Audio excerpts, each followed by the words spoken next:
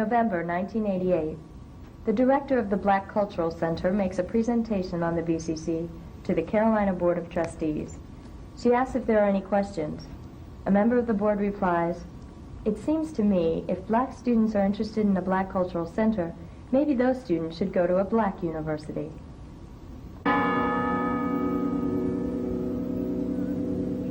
December 1987. Two women living in Joyner Residence Hall are having a hard time studying because of the noise in the dorm.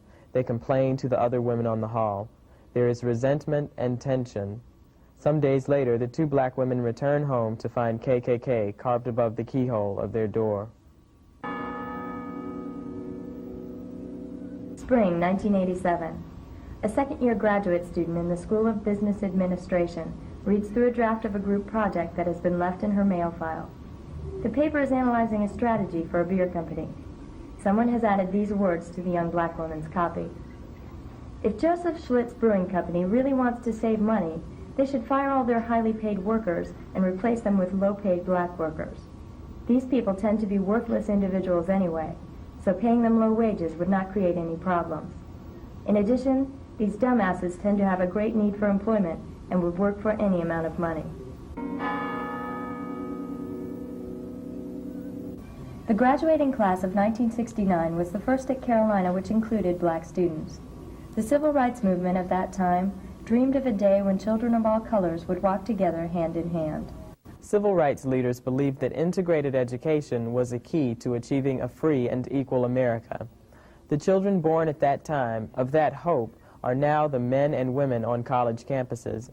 Today, 1,900 black students attend UNC, but this is only 8.8% of the university population as compared to the 22% of blacks in the state population.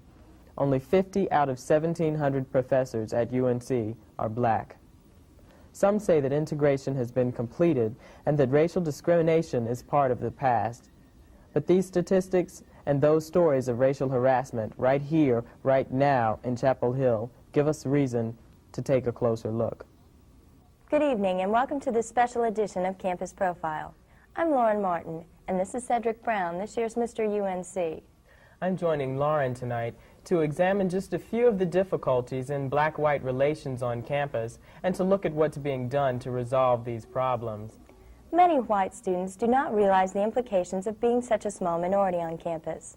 Not only do some black students feel uncomfortable on a predominantly white campus, but they may also face criticism from students at traditionally black colleges.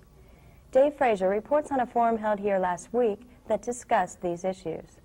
What's the Big Difference was the title and theme for a panel discussion held at the Black Cultural Center on Wednesday, October 19th.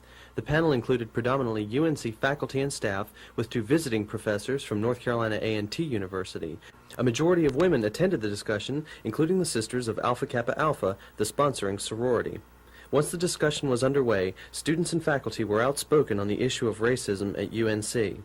The discussion focused on the differences between blacks and whites, and not black versus white. The racism on white campuses is the apathy that the white people have on this campus, and it's not just the white students, but it's the white teachers. I have a sociology class, and that class consists of about 60 or 70 people. I am one of two black people in the class, not black, well, if there's another black girl in the class. Many days she's not there, and I'm the only one there. With it being a sociology class, so many times the issues get down to why the black rate is low, the black percentage is low, and the white rate is high. And I feel like I have an obligation not only to speak up for myself, but for my race. And on one point, one day I made the point of, I said that there's still many, I call them ignorant people on this campus who believe that there's not racism on this campus. And then my professor, who was white, he turned to me and he said that he didn't believe that there was racism on this campus. Go above that and say, well, I have a love of people that I appreciate, and I love anyone, and I try to be friends with anyone. Being part of a distinct minority culture obviously presents difficulties. Many black students here will tell you that most incidents of racial harassment go unreported. One exception is the story of Iris Hunt. Renarta Clanton has more. For a number of years, because of the long-standing disciplinary problems generated by several Teague Residence Hall members, UNC housing officials have raised the question as to whether the resident hall should remain all-male. But it was after the April 21st incident that housing officials decided to make Teague a co-ed dormitory. The decision came after Teague residents who were celebrating the last day of classes moved their party outside the building. It was here that a Frisbee struck a passing car containing 2 black women. When the women got out of the car to complain, one resident apparently spilled beer or spat upon one of the women during the argument. A complaint about the incident soon reached Iris Hunt, who was at the time the area director of Scott Residence College. I received a call from Dean Schrader saying, you need to go out and fix things and make sure that that party stopped. They didn't want to go in. They didn't want to listen to me when I said you need to go and you can have the party, just take it inside and do it in the basement. And we can talk about the alcohol later. I knew that they were just too drunk at that point to do anything else. It was after this that residents began harassing Hunt with racial slurs, drawings on her apartment door, and threatening phone calls. All of a sudden I started hearing this Iris is a nigger whore, Iris is a nigger whore coming out of the window. And my first reaction was shock. And then I thought to myself, they don't mean me, although I don't know any other Irises in this area. Then I decided I was just going to ignore it, you know, that I was bigger than that. It was incidents of this nature that further convinced housing officials to make Teague co-ed in hopes of changing the atmosphere of the hall. Hunt feels the solution to racial strife goes beyond the realm of making Teague a co-ed dorm. The problem that the University of North Carolina Chapel Hill campus has with racism will not be solved by making a building coeducational. The problems that they have with sexism will not be solved by making it coeducational. I think that we've got to do a lot of educating. Hunt feels that major steps need to be made in order to lessen the amount of fear and tension among students on campus. And when I really realized how much it affected the women who lived around me, it started scaring me. So I think a lot of it was just plain being scared and angry. Oh, I'm angry, yeah. For STV's Campus Profile, this is Renarta Clanton. Iris Hunt is now the area director at Craig Residence Hall on South Campus. The establishment of a black cultural center has been the source of a lot of controversy recently. With a closer look at this issue, here's Kim Weaver. A UNC Black Cultural Center has been the dream of black students since February 1986, when they first submitted a proposal to the Board of Trustees. The interim office space, which opened July 1st, is a temporary site until construction on the new center begins in 1990. Some members of the black student movement have expressed concern about delays in progress on the center. Tanya Blanks, BSM Vice President. Why the delay? I can't say. I only believe that perhaps it's not a high priority thing on the administration's things to do. I think that the Board of Trustees as well as the administration knows that this is something that we really want. And I don't think we're not going to die down until at least some plans are made for it, and definitely until we get it. A detailed proposal will be sent to the Board of Trustees in December, outlining cost, square footage, and center functions. It tells how it could be a major recruiting tool for black students, an Afro-American reading room, which is something that's going to include it in there, displays of contemporary and traditional African and African-American art, an academic advisory program, and a black artist in residence program. These are just different things that are discussed in the proposal. A recent statement on the center has highlighted the discrimination issue. Board of Trustee member John Pope has said, if black students are really interested in a black cultural center, maybe those students should attend a black university. I don't know what to say. I don't know what motivates that type of reasoning. I think that he represents a particular type of person, a particular type of people, and he's not alone in the way that he thinks. And that's sad to say. Within the next year, the black student movement hopes to see steps taken to make this temporary office into a black cultural building, complete with a library, a meeting room, a dance studio, a gallery, a music room, and offices. And despite opposition from some who say the center may hamper efforts to integrate the black culture into the university community, BSM Vice President Tanya Blanks doesn't agree. She says the center will educate, not separate. For STV's Campus Profile, I'm Kim Weaver. Wherever the Black Cultural Center is located, there is obviously a need for greater communication across racial lines. Several groups at UNC have been formed with this goal in mind. Angela Hampton tells us about one such organization.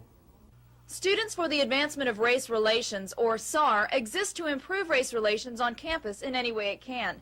Lee Latimer is a SAR co-chair and says group membership is diverse. The organizations on this campus seem to be so segregated, and in every organization it seems to be either black or white, and we are one of the few that actually bridges the gap and involves people from different backgrounds as well as different races and nationalities. Latimer says SAR deals with all racial relations, not just those between blacks and whites. There's just as much tension and lack of understanding with other minorities as well as with black students. Probably not as much because that's just such a clear division on this campus, but I think there is a lot. Latimer says SAR members conduct race relations workshops at fraternities, sororities, and dorms. She says last year, Tri Delta sorority and Kappa Alpha Psi fraternity held a workshop together with very positive results. There was just such a great feeling of understanding that came out of that meeting, and I think both groups really found that they liked each other a lot and wanted to do something together and kind of to show to the school that interaction should happen, could happen, and it did. Latimer says she often hears that blacks and other minorities feel isolated at Carolina, but she hopes SAR workshops and projects will help minority students find their place at UNC. For Campus Profile, this is Angela Hampton. Prejudice Reduction Group is an educational organization that helps to fight stereotypes. Sidney Gaskins has more. Take a walk around the Carolina campus and you may not notice any signs of prejudice. But according to Dawn Williams, a senior American Studies major, prejudice is a very real presence at Carolina. Williams is co-leader of Prejudice Reduction, a group concerned about discrimination on campus. I think it's a very big problem because although a lot of the overt forms of racism, sexism, and so on have been eliminated through laws and just general politeness, then there's a lot of the covert attitudes and behaviors that come across and that need to be dealt with before you can deal with issues. And so we feel that it's very important not to cover that up, but to look at that and explore it, and then from there go on and have active impact on the campus. Prejudice Reduction began 2 years ago as an executive branch of student government. Since then, it has become independent under the guidance of Clifford Charles, a counselor at Student Development and Counseling. Prejudice Reduction consists of 2 phases. The first phase is a 4-week workshop in which members learn to recognize and deal with prejudice within themselves. The second phase is also known as the outreach phase. Students will go out and do workshops, say for other groups on campus, or they will offer resources to other groups on campus, or they will just have their own independent programs to discuss issues of prejudice on campus. Although the organization deals with racial discrimination, it recognizes prejudice as a much broader issue. Racism, sexism, homophobia, that there are basic attitudes that people hold that are kind of similar, and that you can use prejudice as a general model to describe these other forms that come out in acts of racism. Williams says to anyone interested in getting involved in prejudice reduction, another workshop is being scheduled for next semester. Prejudice Reduction hopes to send its message to as many students as possible. Williams evaluates the presence of prejudice on the Carolina campus. I think it is at the root of all these problems, and that until that's dealt with personally and independently, then nothing that you do actively will help. For Campus Profile, I'm Sidney Gaskins. Tonight we've tried to give you some insight into race relations at Carolina. Now here are some of your opinions about whether racism is a problem at UNC. racism is present, that you can see forms of racism, you hear racial slurs sometimes, you can see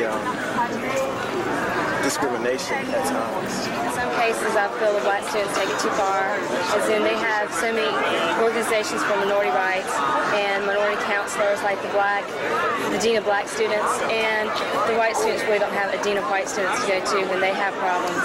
And I feel the black people are pampered because they have more people to go to when they have their own problems. She was walking on North Campus, and some guy from one of the North Campus dorms came out his window and he yelled to her. He said, "Hey, nigga, you need to go back home. You don't belong here. You need to go back where you came from." The major problem we see here is a lack of awareness from the white community. The black community is very aware of what the concerns are. The black community knows that there is prejudice apparent in the classroom, and often, unfortunately, sometimes also in the living situation. But the real concern we have is making the white students aware of it so that we can all, as a community, begin to address the issues. Because the white community has got to begin focusing in on the issues and seeing what they can do, because the power in society, unfortunately, right now remains much with the white community, and we have got to be involved if we're going to make any real inroads. That's the show for tonight. We hope you've enjoyed it. And learned something from it. We've not achieved the racial harmony civil rights leaders envisioned, but we have progressed. The only way to achieve these goals is to take a closer look at the problem, then take action. Thank you for joining us. Good night.